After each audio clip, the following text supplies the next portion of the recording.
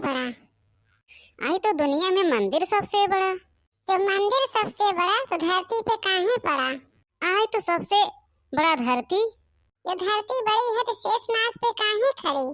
आई तो गुरुजी सबसे बड़ा शेषनाग। तो शेषनाग बड़ा है तो शिव जी के गले में काहे पड़ा है?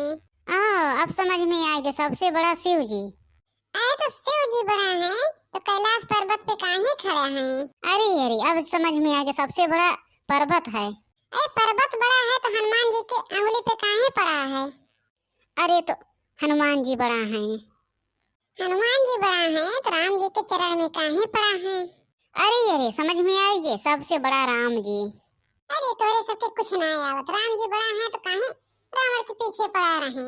अरे तो नहीं जानते, सबसे बड़ा जे पीके पड़ा वो है।